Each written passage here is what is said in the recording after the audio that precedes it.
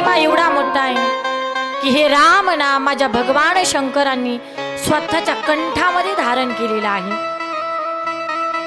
मग महादेवाला काय चिंता होती? भगवान भोलेनाथानं विष घेतलं, मग आता काय होईल याची चिंता होती। पण कंठामध्ये राम नाम धारण केलं तर कंठामध्ये जे विष घेतलं त्या विषाची चिंता संपून गेली। म्हणजे राम नामाने माणसाच्या जीवनातील चिंता संपते। आणि या राम नामाचा महिमा एवढा मोठा आहे। हे राम नाम माझ्या हनुमंतरायांनी राम नामाचा उच्चार केला, एवढी सेवा केली राम नामाच्या जोरावर। आज प्रत्येक गावागावामध्ये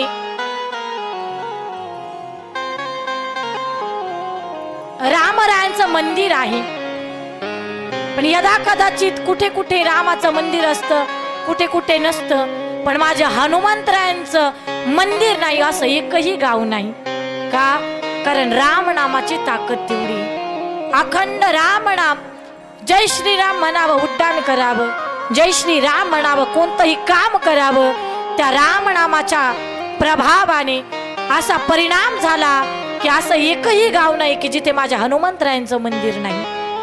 हा राम नामाचा फायदा आहे। जिथे राम आहे तिथे माणसाच्या मनामध्ये काम शिल्लकच राहत नाही। जहां राम है तहां काम नहीं, और जहां काम है तहां राम नहीं। जिथे राम आहे तिथं कामाचं काहीच काम नाही, पण जिथे काम आहे तिथं राम नसतो माझ्या ताईंनो। एकदा माता पार्वतीने विचारलं रावणाला, रावण महाराजांना, रावण अरे तू सीता चोरून आणलीस, सीतेला तुला तुझी राणी बनवायचंय, रोज तू सीतेकडे जातो, एक काम कर ना, तिनं तुझ्याशी विवाह करावा, याच्यासाठी तू रामाचं रूप धारण कर, म्हणजे ती तुझ्याशी लवकर विवाह करेल। रावण म्हणतो, माता हाच तर मोठा घोटाळा आहे। म्हणे कस काय? जेव्हा मी रामाचं रूप घेऊन सीतेकडे जातो ना, तेव्हा माझ्या मनामध्ये कामच राहत नाही। बोलणं कळतंय तुम्हाला?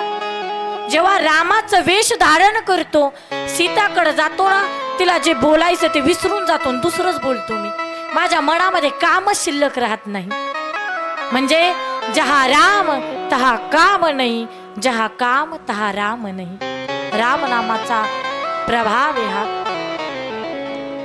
या राम नामाने पाण्यामध्ये दगड तरली हो। जेव्हा रामरायांना लंकेवर स्वारी करायची होती, प्रत्येक दगडावरती रा, दुसऱ्यावर म, राम नामाचा स्पर्श करावा, एकमेकांशी दगडांचा स्पर्श करावा आणि ते दगड पाण्यामध्ये टाकावीत। सेतू तयार झाला समुद्रावरती। ही बातमी राजा रावणाकडे गेली। सगळ्या सैनिकांना कळालं की राम नामाने दगड तरू लागली, आपलं काय होणार? म्हणे आपण युद्ध करणार नाही।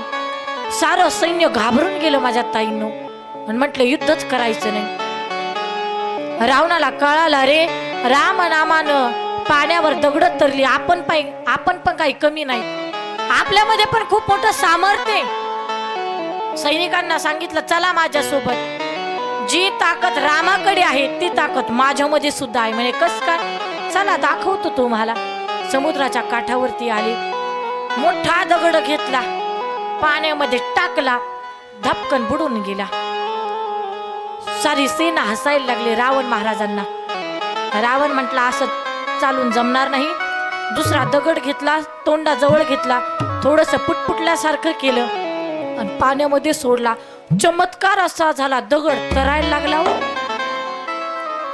आजपर्यंत जे सैन्य राम नामाचा जे जयकार करत होतं, सगळं म्हणत होतं रावण महाराज की जय, रावण महाराज की जय। सगळीकडे रावणाची चर्चा। रावण महाराजांना गळ्यामध्ये हार घातला, मिरवणूक काढली, लंकेमध्ये नगरीमध्ये मोठा उत्साह। ही बातमी मंदोदरी माताला कळाली। म्हणे मला माहिती आहे माझ्या पतीचं सामर्थ्य किती आहे, पण पाण्यामध्ये दगड तरू शकत नाही हे मला माहिती आहे। विचारलं, स्वामी मला खरं खरं सांगा, तुमच्यामध्ये तेवढं सामर्थ्य नाही पाण्यावर दगड तरावीत एवढं? तो म्हटला, काय बोलतीस मंदोदरी? अगं माझ्याकडे सुद्धा शक्ती आहे ती। नाही मला माहिती आहे, तुम्ही मला खरं खरं सांगा. हट्ट केला मंदोदरी मातेनं. रावण महाराज म्हटले, हे बघ तुला सांगतो पण तू कुणाला सांगू नको, आणि मी पण तुम्हाला सांगते तुम्ही कुणाला सांगू नका. रावण महाराज म्हणतात, मंदोदरी पाण्यावर जो दगड तरला ना, त्या दगडाला मी जवळ घेतलं आणि त्याला सांगितलं, हे बघ तू जर बुडाला तर तुला रामनामाची शपथ आहे. रामनामाची शपथ दिली म्हणून पाण्यामध्ये दगड टाकला तर त्या क्षणी तो तरायला लागला.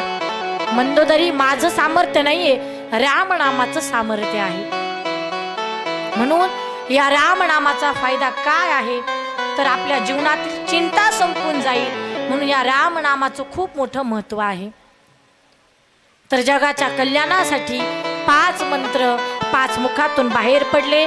पहिला ओम, दुसरा ओम नमः शिवाय, तिसरा ओम भूर्भुवः स्वाहा, चौथा ओम त्र्यंबकम यजामही आणि 5वा राम मंत्र. फार सोपा मंत्र आहे. कृष्ण म्हणणं तरी कठीण आहे, कारण क्रू म्हणताना शब्द कुठंही जातो, ज्याला दात नाहीत त्याची. कृष्ण म्हणताच येत नाही, काही काही म्हणतात कुत्न, म्हणजे कृष्ण म्हणताच येत नाही. पण राम हा शब्द फार सोपा आहे, सहज कुणालाही म्हणता येईल असा राम शब्द हा चिंतामणी मंत्र आहे. या मंत्रानं माणसाच्या जीवनातील चिंता संपून जाते आणि तेच राम नाम महादेवानं कंठामध्ये धारण केलेलं आहे. तर 100 कोटी रामायणाची रचना महादेवाने केली. हे रामायण मागण्यासाठी देव, यक्ष, मनुष्य आले, म्हटले आम्हाला रामायण द्या. बोले बाबा म्हटले ठीक आहे, पण मी वाटप करतो. 100 कोटींचा वाटप झाला. तर 33 कोटी 33 लाख 33,330 रामायणाचे श्लोक देवांना दिले. पुन्हा 33 कोटी 33 लाख 33,333 एवढेच श्लोक मनुष्यांना दिले. पुन्हा 33 कोटी 33 लाख 33,333 श्लोक तेवढे श्लोक यक्षांना दिले. आणि असा करता करता एकच श्लोक खाली राहिला. पुन्हा देवता, यक्ष आणि मनुष्य भांडण करायला लागले. म्हणे हे आम्हाला पाहिजे. ते म्हणतात नाही, हा श्लोक आम्हाला पाहिजे. तर सांगितलं भगवान भोलेनाथानं एक श्लोक 32 अक्षरांचा असतो. तर सांगितलं त्यातील 10 अक्षर देवतांना दिले, 10 यक्षांना दिले, 10 मनुष्यांना दिले. 30 गेले. 32 पैकी खाली किती राहिले? 2. मग ते 2 शब्द कोणते? पहिला शब्द रा आणि दुसरा म. पहिलं अक्षर रा आणि दुसरं म. हा राम शब्द खाली राहिला. म्हणून जगत कल्याणासाठी हे राम शब्द, राम नाम भगवान भोलेनाथानं स्वतःच्या कंठामध्ये धारण केलं. म्हणून जगाच्या कल्याणासाठी 5 महामंत्र या ठिकाणी 5 मुखातून बाहेर पडले जगाच्या कल्याणासाठी. तर ज्याला वाटत असेल आमच्या घरामध्ये सुख नांदावं, भरभरून आम्हाला आशीर्वाद प्राप्त व्हावेत, यासाठी तुम्ही रामनामाचा जप करा. तुमची सगळी इच्छा पूर्ण होईल. कुणी म्हणेल ताई मंत्रांचा उच्चार कधी करायचा, आम्हाला तर खूप काम असतं. तर संतांनी सांगितले कामामध्ये काम, काही म्हणा राम राम. स्वयंपाक करत असताना तुम्ही राम राम म्हणा, हरिपाठ करा. पण आम्हाला जमतच नाही. स्वयंपाक करत असताना राधा का हिनं असं केलं आणि तिनं तसं केलं, दुसऱ्याचीच पंचायती उकरून काढतात. आणि पहा तुम्ही महिला मंडळांचा स्वभाव तसाच आहे. कधीही एखाद्या कार्यक्रमाला जाऊ द्या, इथं जरी आल्या ना तर नीट बसत, बरं नीट बसल्या तर गप्प बसत. हिचं काय झालं, तिचं काय झालं, हिनं काय केलं, त्यानं काय केलं, दुसऱ्याच्याच पंचायती उकरून काढतात. माऊली ज्ञानोबराया हरिपाठामध्ये सांगतात अनंत वाचळ बरळती बरळ, आणि त्या कैसिनी गोपाळ पावे हरी, त्याला बरळणं म्हणतात. पण एक सांगू का, दुसऱ्याच्या पंचायती उकरून काढण्यापेक्षा तेवढ्या वेळेमध्ये तुम्ही हरिपाठ केला तर काही बिघडणार आहे का? पण आम्हाला काही जमतच नाही, स्वभाव आहे महिला मंडळांचा. पण एखाद्याची निंदा करायची असेल तर शब्द 1 तास करा, निंदेचा तास. या वेळेमध्ये फक्त निंदाच करा दुसऱ्याची, पण उर्वरित वेळेमध्ये भगवंताचं नामस्मरण करा. आणि खरं सांगू महिला मंडळ, तुमच्यामध्ये फार मोठी ताकद आहे. तुम्ही म्हणताल ती कशी? कुणी म्हणेल ताई कशी ताकद आहे आमच्यामध्ये? सांगते मी तुम्हाला. तुम्ही स्त्री आहात आणि स्त्रीमध्ये प्रचंड ताकद असते. जेव्हा तुम्ही लग्न करून एखाद्याच्या घरात जाता ना, तेव्हा तर तुम्ही त्या घरची लक्ष्मी असतात. जेव्हा तुम्ही हातामध्ये पुस्तक घेतात तेव्हा तर तुम्ही त्या घरची सरस्वती असतात. जेव्हा तुम्ही तुमच्या परिवाराला, तुमच्या लेकरा बाळांना पोटभर अन्न खाऊ घालतात ना, तेव्हा तर तुम्ही त्या घरची अन्नपूर्णा असतात. जेव्हा तुमच्या परिवारावरती मोठं संकट येऊ द्या आणि संकट आल्यावर तुम्ही हातामध्ये तलवार नाही, संकटाला सामोरं उभं थांबतात ना, तेव्हा तर तुम्ही त्या घरची दुर्गा असतात. स्त्रीमध्ये प्रचंड ताकद आहे माझ्या ताईनो. फक्त तुम्ही स्वतःला ओळखा. मला सांगा, गॅसवरती दुधाचं पातेलं, तुम्ही जर म्हटलात पप्याचा बाप तेवढं दूध वर आले, पातेलं बाजूला काढतात का? पातेलं धरायला जवळ काहीच नाहीये. तर पुरुष मंडळ तसंच हाताने धरतात, खाली घेतात, पण त्यांचे हात भासतात. पण तेच काम महिला मंडळांनी करावं, त्यांना काहीच होत नाही. असं धरतात आणि असं ठेवतात. म्हणजे खूप सहन करण्याची ताकद आहे. स्त्रीमध्ये ताकद एवढी मोठी आहे. या भारत देशातल्या प्रत्येक नारीमध्ये ताकद एवढी मोठी आहे. एका ठिकाणी सांगितलंय, भारत नारी की शक्ती महान, भारत नारी की शक्ती महान महान महान महान, हार गए भगवान, हार गए भगवान, हार गए भगवान जी से, हार गए भगवान, हार गए भगवान जिसे, हार गए भगवान. स्त्रीमध्ये ताकद किती? देवादिकांना हरवण्याची ताकद एका स्त्रीमध्ये आहे. ब्रह्माहारी विष्णुहारी, ब्रह्माहारी विष्णुहारी, भोले बाबा हारी, भोले बाबा हारी. भारत नारी की शक्ती महान, भारत नारी की शक्ती महान महान महान महान, हार गए भगवान धीरे, हार गए भगवान, हार गए भगवान.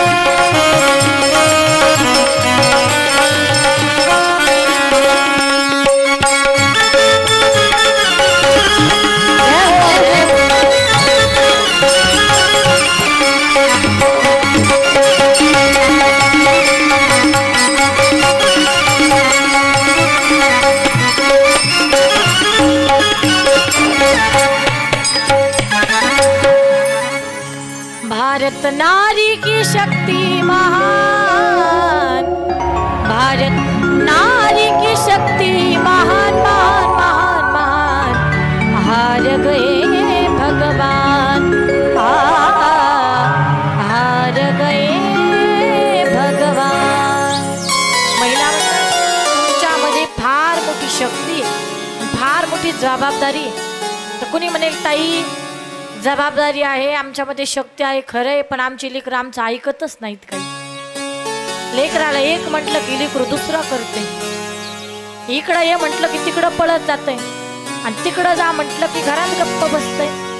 लेकरू ऐकतच नाही. लेकरांना चांगले संस्कार लावा, कारण संस्कार लावण्याची जबाबदारी तुमच्यामध्ये आहे. पहा, तुम्ही शिवजयंती जवळ आली की महिला मंडळ म्हणतात, राजे तुम्ही पुन्हा जन्माला या. कशाला? डीजे पुढे नाचायला.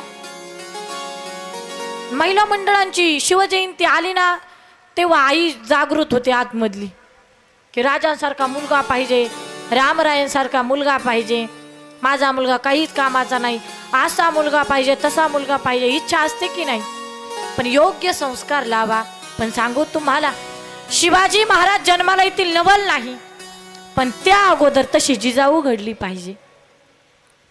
मासाहेब जिजाऊंनी असे संस्कार लावले तर अवघ्या 35 वर्षाच्या काळामध्ये 36 जिल्ह्यांचा महाराष्ट्र माझ्या राज्यांनी जोडला. का? मासाहेबांचे संस्कार होते.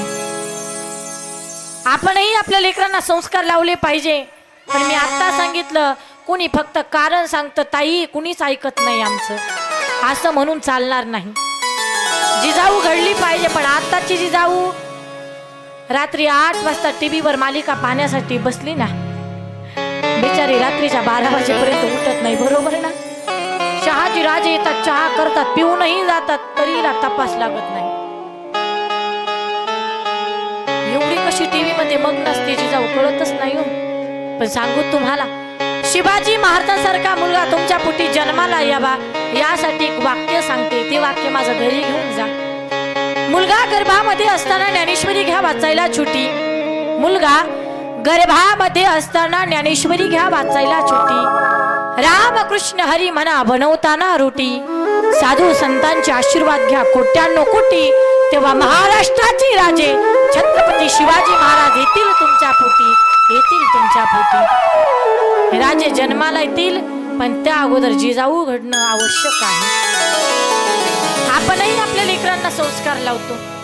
आजची जिजाऊ शिवजयंतीला म्हणते, बाळ शिवाजी व्हायचं असतं, पण काय म्हणते, कोणाच्या एकात पडायचं नसतं, कोणाच्या दोनात पडायचं नसतं, आपण आपलंच बघायचं असतं. बरोबर आहे ना? महिला मंडळ, तुमचा लेकरू एखाद्या सहलीमध्ये जाऊ द्या, आपण काय म्हणतो, यामध्ये लाडू दिलेत, यामध्ये हे दिले, ते दिले, कुणाला देऊ नको, तुझं तुझंच बघायचं, तुझं तुझंच खायचं, कुणाच्या नादी लागायचं नाही, असं म्हणतो की नाही आपण?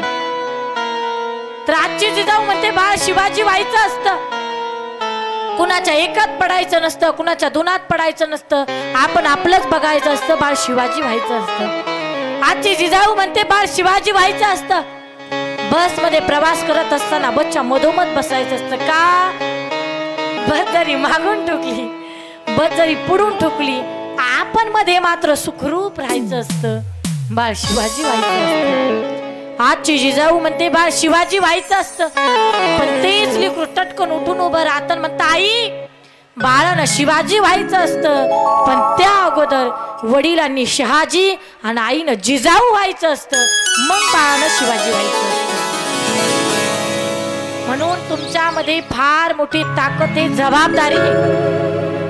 आपण आपल्या लेकरांना योग्य संस्कार लावले पाहिजे. म्हणून दुसऱ्याची निंदा करण्यापेक्षा राम नामाचा जप करा, तुमच्या जीवनामध्ये सगळं चांगलंच होईल. महादेवाला अखंड पाणी घाला, राम नामाचा जप करा. उदाहरणार्थ तुम्ही हा प्रयोग केला, महिनाभर राम नामाचा जप केला आणि तुमच्या जीवनामध्ये काहीच परिवर्तन नाही झालं, तर लोक आम्हाला सुद्धा दोष देतात. ते म्हणतात, ताई तुम्ही तर सांगितलं होतं महिनाभर राम नामाचा जप करा, तुमच्या घरामध्ये मंगलमय होऊन जाईल. पण जशी परिस्थिती आज होती तशी आजच आहे आमची, म्हणजे जशी पहिली होती तसं आजच आहे. तर रामनामाने काहीच फरक पडला नाही. ताई मला सांगा, तुम्ही जर मनामध्ये भाव ठेवून रामनामाचा जप नाही केला, अखंड महादेवाला पाणी नाही घातलं, फक्त वरून वरून घातलं, तर कितीही सेवा करा, उपयोग होणार आहे का? पण त्या अगोदर मनातून सेवा केली पाहिजे. नाही केली तर लोक आम्हाला दोषी ठरतात. एका ठिकाणी कथेला गेले मी, एक नवरा बायको होते, पती पत्नी, आणि त्या बाईला गर्भवती बाई होती ती. 2 महिन्यानंतर तिला सुंदर बाल, एक छोटस बालक होणार होतं. तर तो व्यक्ती माझ्याकडे आला.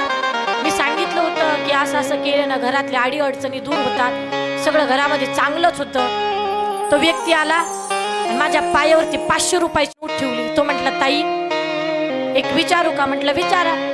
तो म्हटला ताई ही माझी पत्नी आहे. म्हटलं बरं. आता 2 महिन्यानं हिला बाळ होणार आहे. म्हटलं बरं.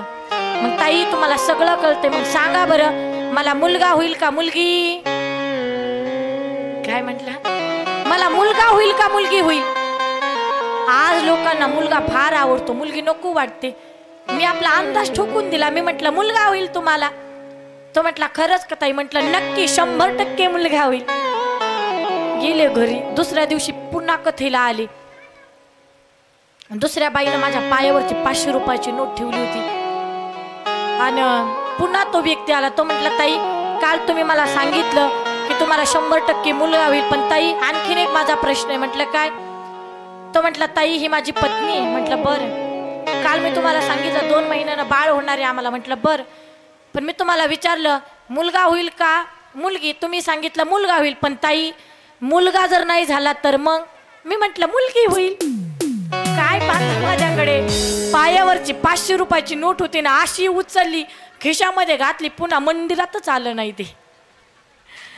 म्हणजे लोक आता मी आपलं सांगून टाकलं मुलगा नाही झाला तर मुलगी होईल.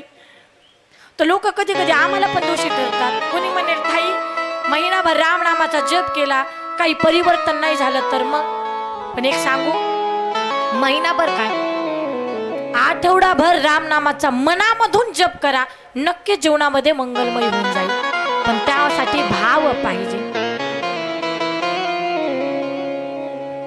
तर असा हा महादेव, या देवाची भक्ती करत असताना, सेवा करत असताना मनामध्ये भाव पाहिजे. कारण मी सांगितलं कालच की भावाशिवाय देव आपल्याला आशीर्वाद देत नाही. तुम्ही त्याला किती पैसे देतात, किती प्रॉपर्टी देतात, किती काही करा तुम्ही, पण तुमच्या मनामध्ये भाव जर नसेल तर सगळ्या गोष्टी करून काहीच उपयोग नाही. कधीतरी इथं आलात ना देवा, तुझ्या आशीर्वादानं आज माझ्या जीवनामध्ये सगळं सुखच आहे. हनुमंत महाराजांना प्रार्थना करा, देवा महाराज तुमच्या आशीर्वादानं आमच्या जीवनामध्ये सगळं काम चांगल्या पद्धतीनं चाललेलं आहे. तुमच्या आशीर्वादानं आम्हाला कधीच काही कमी पडलं नाही.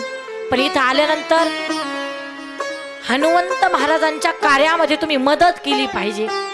कारण कालच मी सांगितलं, हनुमंत महाराजांच्या कृपा आशीर्वादाने पुसदकरातल्या प्रत्येक व्यक्तींना काही ना काही प्राप्त झालेलं आहे, अनुभव आलेले आहेत तुम्हाला. पण इथं येऊन फक्त कथा ऐकायची असं अजिबात नाही. फक्त कथा ऐकून इथून जायचं नाही. तर इथं आलात ना तर या सप्ताहामध्ये सहकार्य करा, मदत करा, दान धर्म करा. संत सेवा असेल, ब्राह्मण भोजन असेल, इथे दान धर्म असेल, कुठलीही सेवा करा. तुम्ही जी सेवा करताल त्याचं फळ तुम्हाला मिळणारच मिळणार. पण सेवा नाही केली तर तुम्हाला काहीच फळ मिळणार नाही. कालच मी सांगितलं, जब भगवान देता है तो छप्पड़ फाड़ के देता है, पर जब लेता है तो चमड़ी उधड़ के लेता है. देतो तर भरभरून देतो. आणि खरंच इथं बसलेल्या महिला मंडळांना मी पाहते, इथं बसलेल्या प्रत्येक माणसाला देवानं काहीच कमी केलेलं नाही. कधीतरी म्हणत जा, देवा मेरा आपकी कृपा से सब काम हो रहा है. कधीतरी म्हणत जा देवाला, देवा तुझ्या कृपा आशीर्वादाने आम्हाला सगळं काही मिळालेलं आहे. मेरा आपकी कृपा से सब काम हो रहा है. करते हो तुम कन्हैया मेरा नाम हो रहा है. मेरा आपकी कृपा से सब काम हो रहा है. देवा तुझ्या आशीर्वादानं सर्व काही आम्हाला प्राप्त झालेलं आहे, म्हणून तू आम्हाला भरभरून दिलंय. तर जिथे तुझा सप्ताह असेल तिथं तुझ्या सप्ताहासाठी आम्ही काहीच कमी पडू देणार नाही. ही प्रार्थना भगवंताला करा, हनुमंत महाराजांना करा.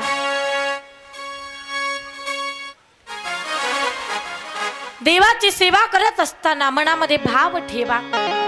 भावाशिवाय हा देव प्रसन्न होत नाही. कुणी म्हणेल ताई तुम्ही जेवढं काही सांगितलंय त्या पद्धतीने आम्ही देवाची भक्ती केली तर देव आमची इच्छा पूर्ण करेल का? का पूर्ण करणार नाही? पण अगोदर देवाची सेवा करा. पण आपण मग म्हणतो देवा अगोदर मेवा दे मग सेवा करतो.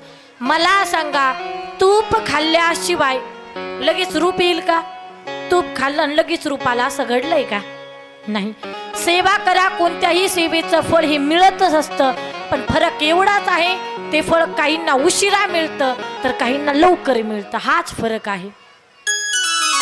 म्हणून देवाच्या कार्यामध्ये कधीच कंजूशी करायला जायचं, कारण त्याचा एक स्वभाव आहे. घेसी तेव्हा देसी ऐसा अससी तू दार. हा दिल्या घेतल्याशिवाय कुणाचंच फुकट काम करत नाही. या देवाचे जेवढे काही भक्त आहेत त्या भक्तांच्या यादीमध्ये एक भक्त आहे, रात्रंदिवस कृष्ण कृष्ण. हरे राम राम राम हरे हरे, हरे कृष्ण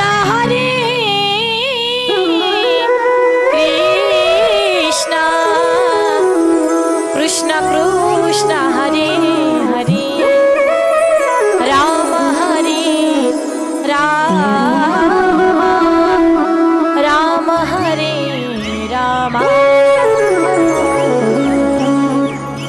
रात्रंदिवस भक्ती करणारी माझी द्रौपदी ताई कृष्ण कृष्ण. तर त्या द्रौपदी ताई साठी सुद्धा जेव्हा माझ्या द्रौपदी ताईवर मोठं संकट आलं होतं वस्त्रहरणाचं, तेव्हा भगवंतानं साड्या पुरवल्या. पण त्या अगोदर घेतलंय द्रौपदी ताईकडून काय बोटभर चिंदी घेतलेली आहे. ती कशी तर सांगते मी तुम्हाला, कथा भाग आलेला आहे. जेव्हा शिशुपालाचे देवानं सुदर्शन चक्राने मस्तक उडवलं होतं तेव्हा 100 शिव्या दिल्या होत्या देवाला. का? कारण देवाने 100 गुन्हे त्याचे पोटात घातले होते. जेव्हा त्याचा जन्म झाला होता तेव्हा सांगितलं होतं याचे 100 पाप 100 गुन्हे मी सहन करील, पण 100च्या पुढे एक जरी पाप झालं तर माझ्याच हातून याचा मृत्यू होणार असं सांगितलं. पण भरपूर पाप केलं, 100च्या पुढे गेलं. तेव्हा भगवंतानं सुदर्शन चक्राने शिशुपालाचा वध केला. पण वध करत असताना देवाची करंगळी कापली. उद्धवजीनं पाहिलं, लाला अरे काय केलं तू? हे बोट कापलं तुझं. उद्धवजी खूप बोट कापलंय, रक्त येऊ लागलं बोटातून, रक्त व्हायला सुरुवात झाली. म्हणे चला आपण द्रौपदी ताई सुभद्रा ताईकडे जाऊ. सुभद्रा ताई कोण? भगवान परमात्म्याची सख्खी बहीण. पण देव सारखं द्रौपदीच करायची. उद्धवजी म्हणायचे भगवान कधीतरी सुभद्रा म्हणत जा. सख्या बहिणीचं एवढं भजन करत नाही तेवढं परक्या बहिणीचं भजन करत नाही. तर सुभद्रा आणि द्रौपदी मधला फरक देवाला दाखवायचा होता, म्हणून आपली करंगळी कापून घेतली. आले सुभद्रा ताईकडे. सुभद्रा ताई अगं लालाची करंगळी कापली. सुभद्रा ताई पळतच आली. देवा काय केलं तू? म्हणजे सुभद्रा ताई खूप आग होते. उद्धवजी म्हणता सुभद्रा ताई घरामध्ये जा, पटकन चिंदी घेऊन या. मला सांगा देवाची बहीण होती, साड्यांची काही कमी असेल का? आपलीच कपाट भरलेली असतात घरात, 2-2 कपाट. मग तर तिथं देवाची बहीण होती, साड्यांची काही कमी नाही. सुभद्रा ताई घरात गेली पण चिंदी शोधतच होती, चिंदी काही सापडली नाही. भगवान म्हणतात उद्धवजी इथं आपलं काम होणार नाही, चला द्रौपदी ताईकडे. आले द्रौपदीताईकडे, तेव्हा माझी द्रौपदीताई तुळशीला पाणी घालत होती आणि भजन गात होती.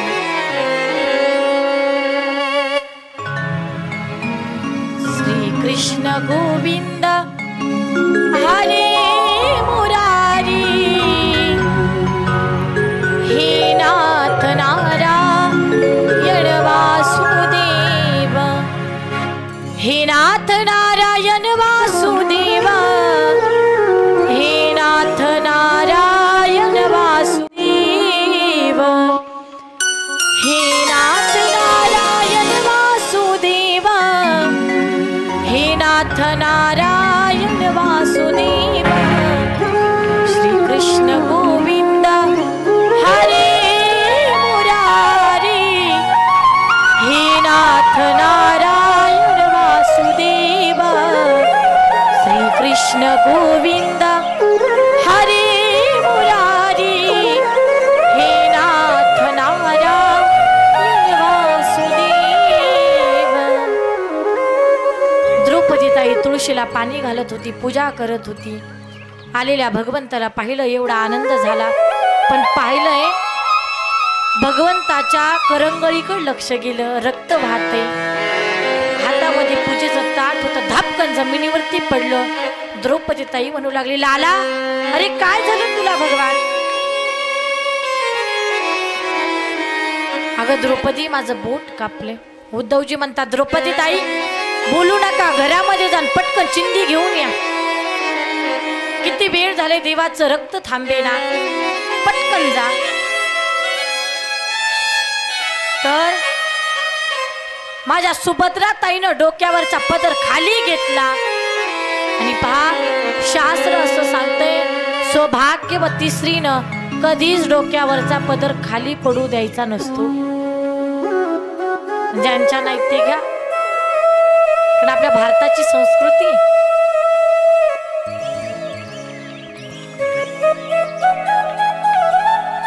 माझ्या द्रौपदी ताईनं डोक्यावरचा पदर खाली घेतला, टारकन चिंदी फाडली आणि देवाच्या बोटाला बांधली. पण उद्धवजी ओरडले, द्रौपदी ताई अहो काही कळतंय का तुम्हाला? शास्त्र माहितीये का? सौभाग्यवती स्त्रीनं डोक्यावरचा पदर खाली पडू द्यायचा नसतो. का? सौभाग्याला धोका असतो. द्रौपदी ताई बोलली, उद्धवजी मला शास्त्र माहितीये, पण तरी पण मी साडी का फाडली? तर माझ्या कपाळावरचं कुंकू किती दिवस जिवंत ठेवायचे हे ज्याच्या हातामध्ये, त्याच्यासाठी मी साडी फाडली. काय म्हणतात? माझं कपाळाचं कुंकू किती दिवस जिवंत ठेवायचे हे ज्याच्या हातामध्ये, त्याच्यासाठी मी साडी फाडली. द्रौपदी ताईनं साडी फाडली. उद्धवजी शांत झाले आणि माझ्या द्रौपदी ताईनं भगवंताच्या बोटाला चिंधी बांधली. चिंधी बांधी ते द्रौपदी हरीच्या बोटाला, हरीच्या बोटाला फाडुनी भरतरी शालू नवा, शालू नवा, शालू नवा. चिंदी बांधी ती द्रौपदी, चिंदी बांधी ती द्रौपदी, चिंदी बांधली.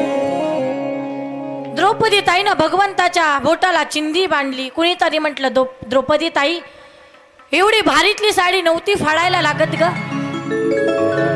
ऐका बरं, द्रौपदी ताई बोलली, देवा साडी फाडली यात काय मोठेपणा? भगवान आम्ही आमच्या नसा सुद्धा काढून तुमच्यासाठी देतो. एवढी तयारी द्रौपदी ताईची. काय भाव आहे दादा. भगवान काम आवे आपके तो काळ दोई नसो गो, ये तो रेशम के धागे वो भी साधारण, ना दुल्हन के जोडे ना दुल्हा के बागे. भगवान तुमच्यासाठी आम्ही आमच्या नसा, शिरा, रक्त सुद्धा आम्ही तुमच्यासाठी देतो. ही तयारी, हा भाव आहे द्रौपदी ताईचा. पण भगवान म्हणतात, द्रौपदी एवढी भारीतली साडी नव्हती फाडायला पाहिजे. द्रौपदी ताई म्हणते, देवा मी साडी फाडलीच नाही. काय म्हणते? उद्धवजी म्हणतात द्रौपदीताईनं माझ्या डोळ्यासमोर साडी फाडली आणि म्हणते मी साडी फाडली नाही, कसं शक्य?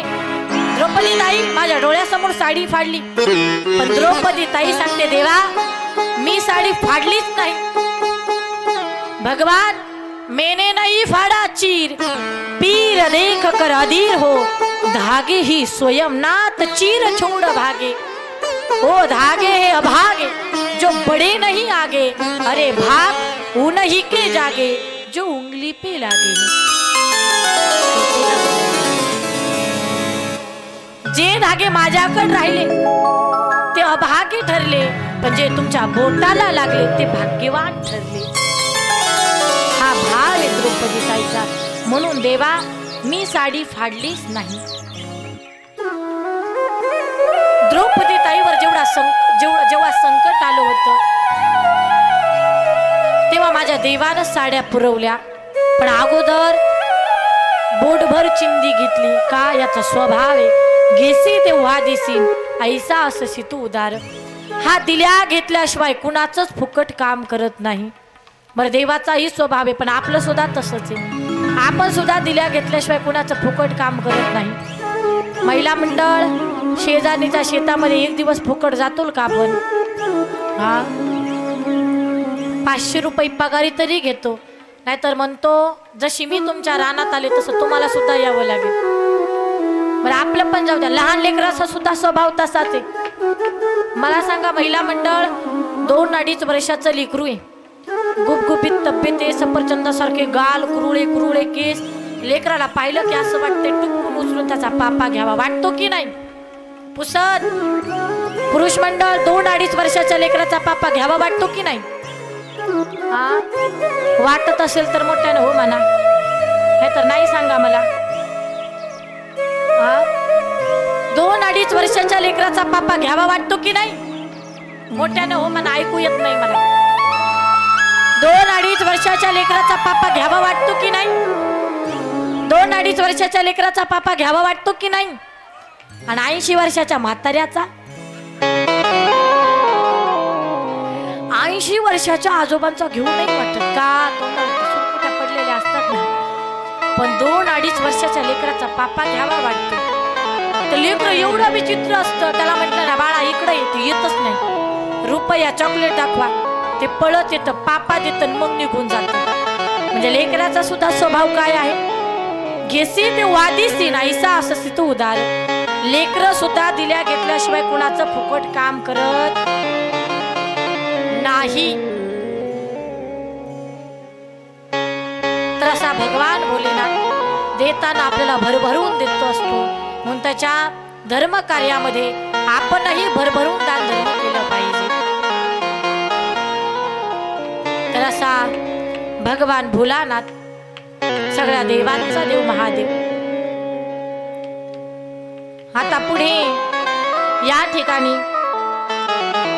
एक प्रश्न आहे की ते शौनकादी महामुनी सुतजींना विचारता, सुतजी आम्हाला यथाविधी शिव पार्वतीच्या विवाहाची कथा सांगा.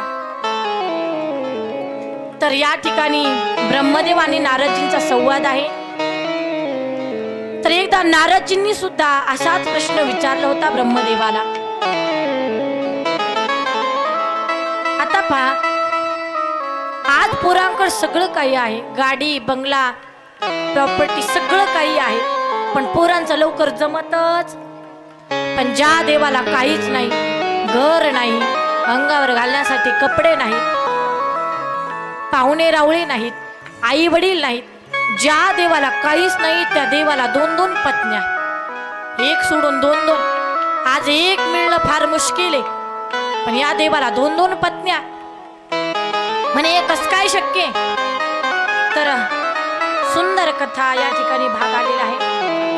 सर्वप्रथम ब्रह्मदेवानं सत्यलोक निर्माण केलं. विष्णूसाठी वैकुंठ, 14 भुवने, 27 नक्षत्र आणि 7 ग्रह,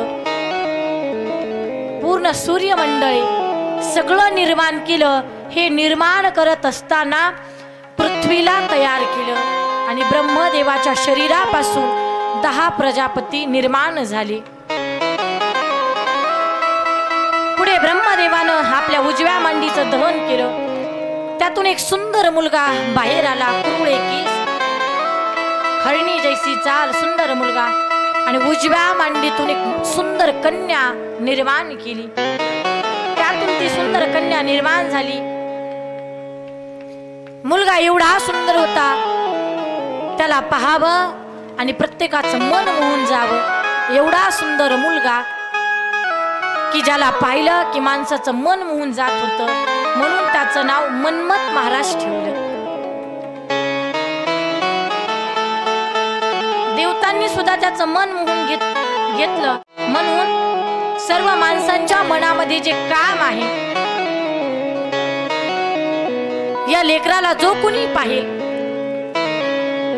समोरच्या व्यक्तीमध्ये काम निर्माण होईल, याच्यासाठी त्याच मुलाचं नाव कामदेव महाराज ठेवलं. कामदेव नाव ठेवण्यात आलं.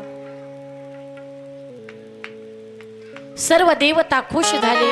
पण पुढे या कामदेवाला अहंकार झाला. सर्व देवदेवतांनी शस्त्र विद्या भरपूर असे वरदान दिले, आशीर्वाद दिला की बाबा तुला जो कुणी पाहिल त्या व्यक्तीच्या मनामध्ये काम निर्माण होईल असं सांगितलं. आणि देवतांनी जे आशीर्वाद दिले ते आशीर्वाद खरे आहे की खोटे आहेत याच्यासाठी पहिलाच बाण सोडला. पण तोही कुणावर? ज्या वडिलांनी जन्म दिला, जन्मदात्या पित्यावर बाण सोडला. तर ब्रह्मदेवाच्याच मनामध्ये काम निर्माण झाला. ज्या मुलीला उजव्या मांडीतून निर्माण केलं त्याच मुलीच्या पाठीमागे ब्रह्मदेव पळायला लागले. काम निर्माण झाला.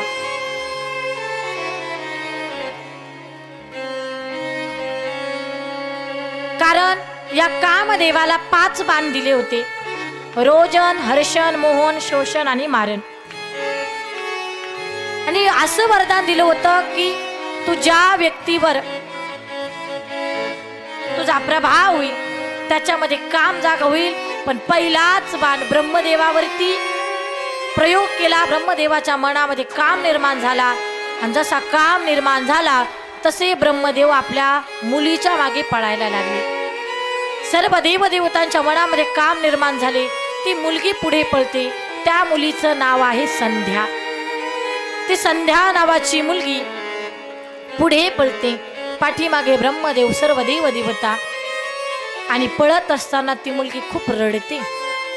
रडता रडता त्या मुलीने महादेवाचा धावा केला.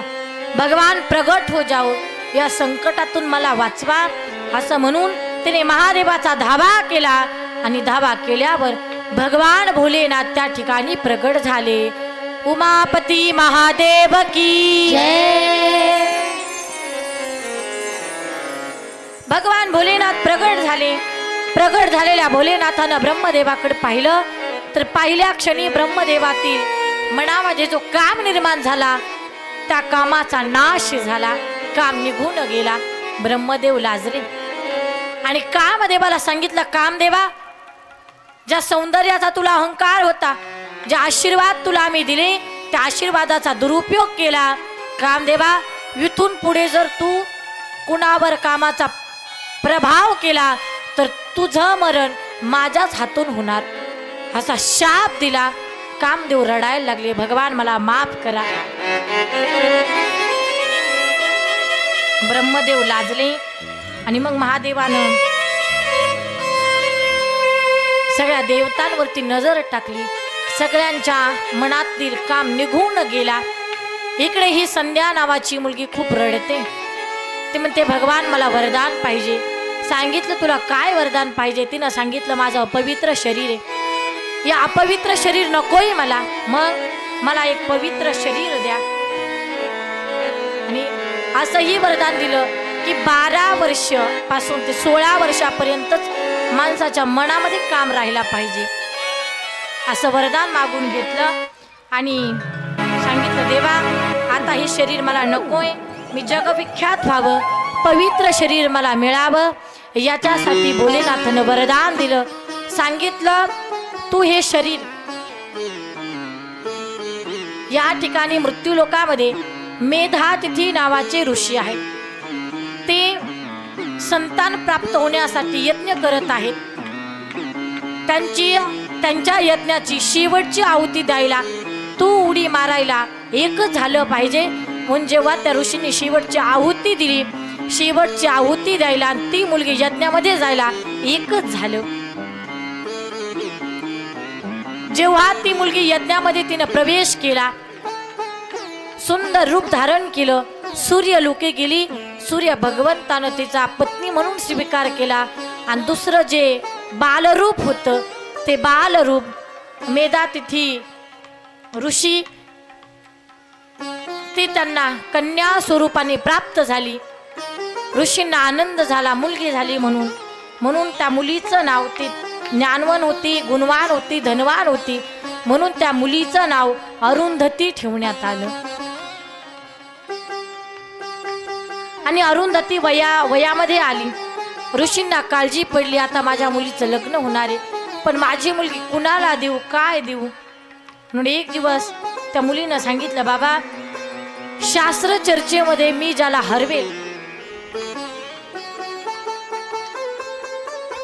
मी त्याच्या सोबतच लग्न करणार नाही,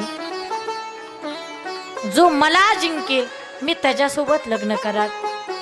अनेक ऋषी आले पण कुणीच अरुंधती समोर टिकत नव्हतं.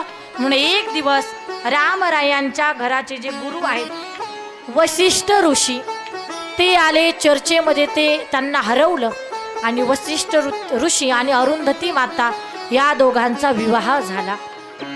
आणि आज पूर्ण जगामध्ये त्यांचं नाव जगविख्यात झालेलं आहे.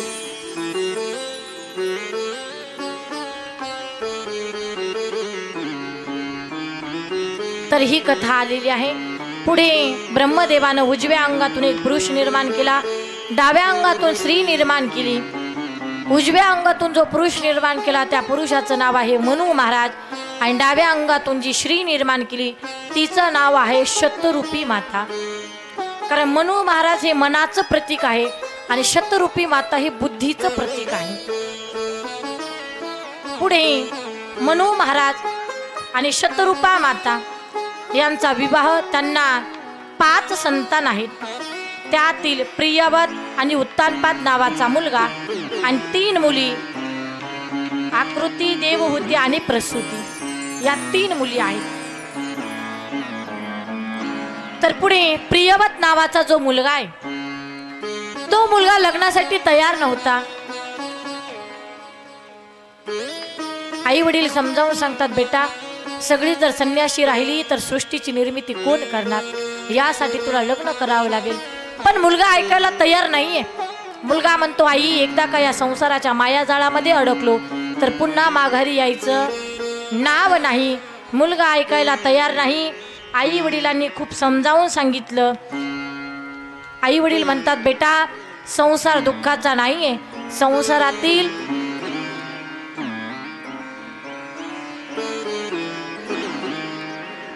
माणसाची जी आशा आहे, कारण संसारामध्ये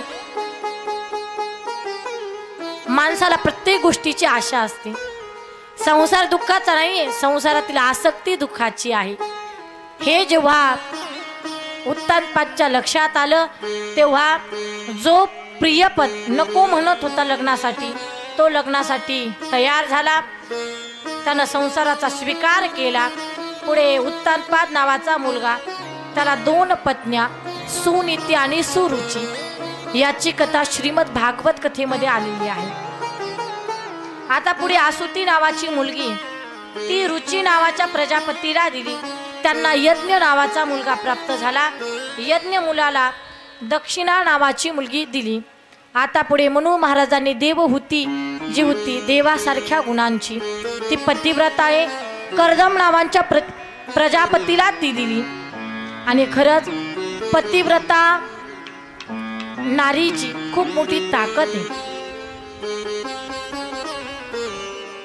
देवासारख्या गुणाची होती म्हणून तिचाही विवाह झाला. पुढे देवहूती माता महान पतिव्रता आहे. कारण संसारामध्ये पत्नी कशी असायला पाहिजे तर देवहूती मातासारखी असायला पाहिजे, की जिला पतीच्या नजरेतलं त म्हटलं की तपील कळालं पाहिजे. तर पत्न्यांचेही प्रकार भरपूर आहेत, ते मी उद्या सांगणार आहे, आता वेळ राहिलेला नाहीये.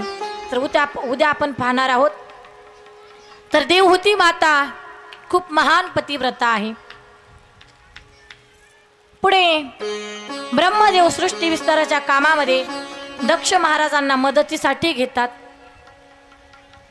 दक्ष महाराज 10 प्रजापतींना निर्माण करतात. सांगितलं 10,000 पुत्रांनो तुम्ही हिमालयाच्या पहाडामध्ये जा, तप करा, तप करून माघारी या, मी तुमचं लग्न लावतो आणि लग्न झालं की बस तुम्ही मला सृष्टी विस्ताराच्या कामामध्ये मदत करायची. पोरं म्हटली ठीक आहे. गेली, 1000 वर्ष तप केलं, तप करून माघारी आले. पण वापस येत असताना शेंडी हलवून चिपळ्या वाजवून भजन करणारे संत कोण? नारदजी. नारदजीने उपदेश केला, पोरांनो कौन आहात तुम्ही? कौन हो आप और कहा जा रहे हो? सांगितलं हम दक्ष प्रजापति के पुत्र हैं और हम हमारे भवन जा रहे, इसलिए अब जाके हमारा विवाह होने वाला है. आम्ही आता चाललो तप करून माघारी. घरी गेल्यावर आमचे वडील आमचं लग्न लावतील आणि मग लग्न झाल्यावर आम्ही वडिलांच्या सृष्टी विस्ताराच्या कामामध्ये मदत करणार. नारदजींनी उपदेश केला, पोरांनो लग्न करून कुणाचंही भलं झालेलं नाहीये. संसार हा दुःख स्वरूप आहे आणि एकदा का तुम्ही संसाराच्या माया जाळामध्ये अडकलात तर पुन्हा तुम्हाला माया जाळातून वर येता येणार नाही. मग काय करायचं? एक काम करा, जसे आलात तसे माघारी जा. कारण भगवंताच्या नावामध्ये तुमचं कल्याण आहे.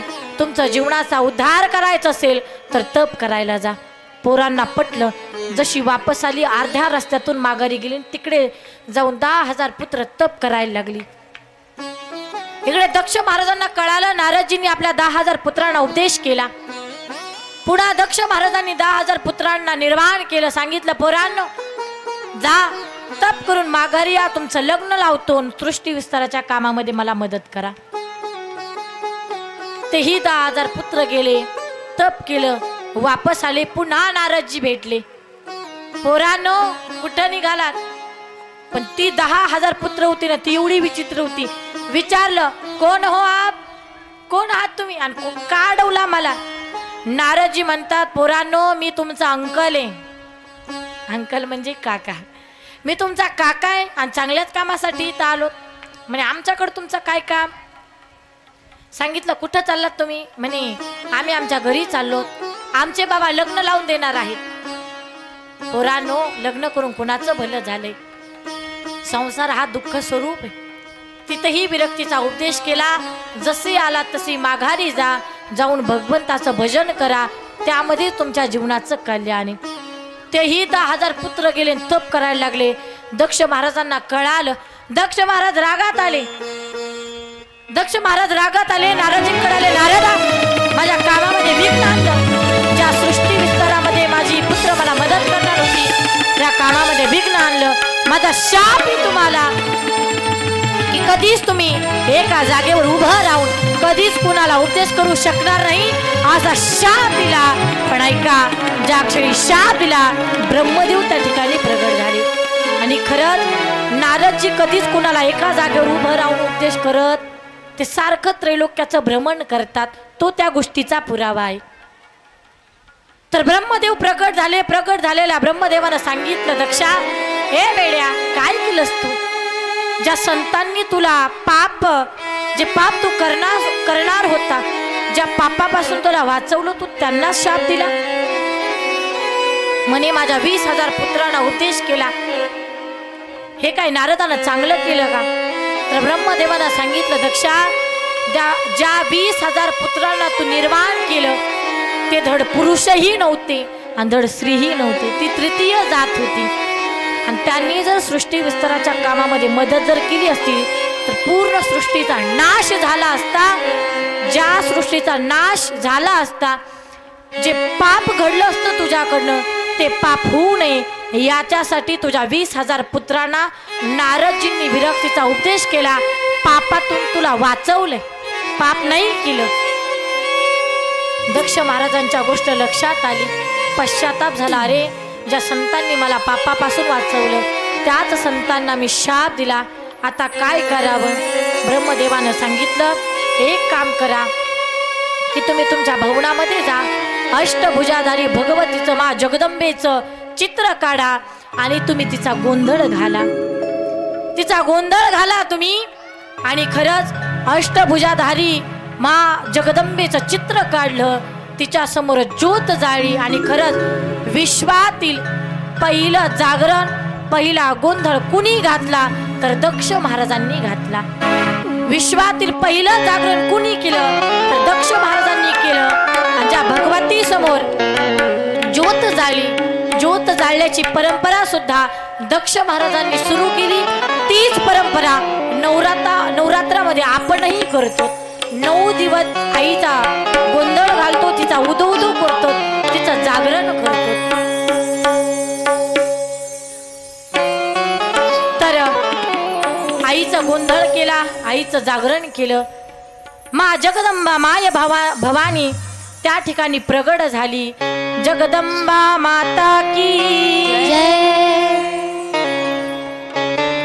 तर जगत जननी माय भवानी प्रगट झाली.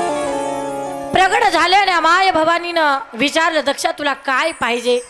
सांगितलं, आई माझ्या पोटी माझी मुलगी म्हणून, कन्या म्हणून तुम्ही जन्म घ्या. आईनं सांगितलं, दक्षा ठीक आहे, पण एक अट आहे माझी. जेव्हा मी तुझ्या पोटी मुलगी म्हणून जन्माला येईल ना, तेव्हा तू माझं लग्न महादेवाशी लावायचं. आणि जेव्हा महादेवाचा अपमान करशील तेव्हा तुझ्या सहित तुझ्या कुळाचा नाश करून मी इथून निघून जाईल.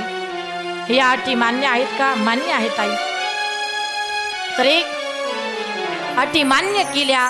एक दिवस प्रसूती मातेच्या गर्भामध्ये दिव्य लख प्रकाश पडला. लुप्त दिवस झाला. 9 महिने 9 दिवसाचा गर्भ वाढला आणि त्या गर्भातून माझ्या जगदंबा मातेचा जन्म झाला. जगदंबा माता की जय. त्या ठिकाणी भगवतीचा जन्म झाला सती रूपामध्ये. आणि एक दिवस सती मातेचं लग्न महादेवाशी झालं. पण मातेनं सांगितलं होतं, ज्या दिवशी महादेवाचा अपमान करशील त्या दिवशी तुझ्या सहित तुझं राज्य जाळून मी इथून निघून जाईल. आणि खरंच एक दिवस दक्ष महाराजांनी यज्ञाचं नियोजन केलं. त्यामध्ये सगळ्या देवादिकांना निमंत्रण, पण महादेवाला नाही. सती माता योग अग्नीमध्ये लीन झाल्या. लीन झालेल्या सती मातेनं जेव्हा शरीर संपून घेतलं, ही गोष्ट महादेवाला सहन झाली नाही. दुःखी झालेले महादेव त्यांनी दक्षाचं राज्य संपूर्ण खाक करून टाकलं. आणि तीच सती माता पुढे जन्मोजन्मी महादेव मला पती स्वरूपामध्ये प्राप्त व्हावेत यासाठी ती सती माता पुढे हिमालयाच्या पोटी पार्वती रूपाने जन्माला आली. आणि तीच पर्वताची मुलगी आहे म्हणून तिचं नाव पार्वती ठेवण्यात आलं. ती पार्वती माता हळूहळू लहानाची मोठी होऊ लागली. झाकी घेऊन या. एक दिवस नारदजी येतात, हिमालयाला सांगतात, तुझी मुलगी फार भाग्यवान आहे, हिला पती जगाचा मालक भेटणार आहे. पण हा ज्याला राहण्यासाठी घर नाही, आई वडील नाही, पाहुणे रावळे नाही, काहीच नाही, असा पती तिला मिळणार आहे. पार्वती मातेचं लक्षात आलं, हे सगळं वर्णन माझ्या महादेवाचं आहे. मग विचारलं, नारदजी असा पती मला मिळावा कसा, ज्याला राहण्यासाठी घर नाही. पण आज आमच्या मुलीचं लग्न जुळून देत असताना सगळं पाहतो आपण, बरोबर ना? मुलाला घर किती मोठं आहे, प्रॉपर्टी, आई वडील आहेत की नाही, सगळं पाहून आपण आपली मुलगी देतो. पण पार्वती माता म्हणतात, नारदजी ज्याला राहण्यासाठी घर नाही, आई वडील नाही, पाहुणे नाही, रावळे नाही, असा पती मिळावा याच्यासाठी काय करावं लागेल? तर सांगितलं, तपश्चर्या करावं लागेल. तर ज्याला राहण्यासाठी घर नाही असा पती मला मिळावा यासाठी माता पार्वतीने खूप तप केलं. पानं खाऊन तपश्चर्या केलं. पानं खाल्ली म्हणून माता पार्वतीला अपर्णा हे नाव प्राप्त झालं. तपश्चर्या झाली खरी. सप्त ऋषी माता पार्वतीची परीक्षा घ्यायला आली. सांगितलं तुम्ही ज्याला प्राप्त करायचे तुम्हाला त्याला राहण्यासाठी घर नाही. माता पार्वती म्हटल्या बरं झालं ज्याला घर नाही फरशी पुसायचं टेन्शन नाही. सांगितलं मा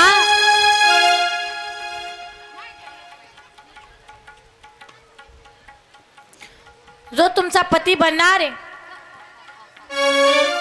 त्यांना अंगावर घालण्यासाठी कपडे नाही. माता पार्वती म्हटल्या बरं झालं कपडे धुवायचा ताणच नाही. आता या माता पार्वतीचा महादेवाशी विवाह करा. महादेवाच्या लग्नाची तयारी झाली. सगळे देव लग्नामध्ये सजून धजून सुंदर मेकअप करून आले. पण महादेवाचा मेकअप पाहिला काय, अंगावर घालायला कपडे नाहीत. सगळा महादेवाच्या अंगाला भस्म. देव म्हटले अरे महादेव या देवाचं लग्न आहे, या देवानं अंगावरती कपडे घातले नाही, मेकअप केला नाही. आपण जर महादेवासोबत गेलो तर आपल्याला सुद्धा कोणी पाहणार नाही. म्हणून आपण पुढे जाऊ आणि महादेवाला मागेच राहून देऊ. म्हणून लग्नासाठी सगळे देव पुढे निघाले.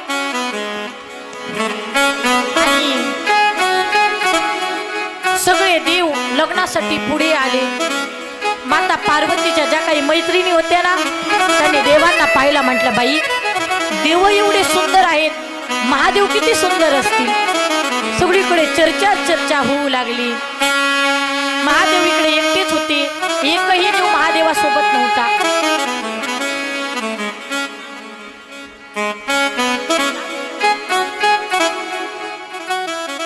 एकही देव महादेवासोबत नव्हते.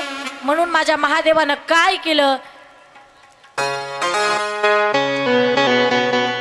वऱ्हाड सोबत नव्हतं यासाठी भूतांना निमंत्रण दिलं. भूतांनो आज माझं लग्न आहे आणि तुम्हाला सुद्धा माझ्या लग्नाकडे यायचंय, लग्नामध्ये थाट करा.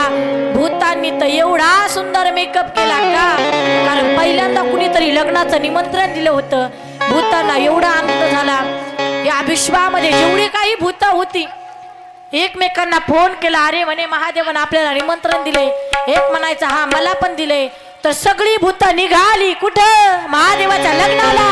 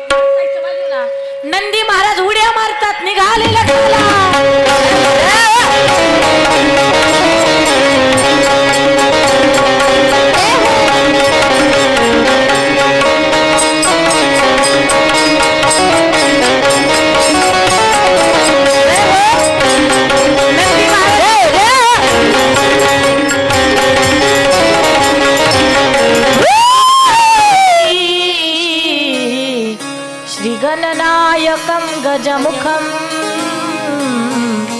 मोरेश्वरं सिद्धितं बल्लालो मुरुडं विनायकं हम चिंतामणि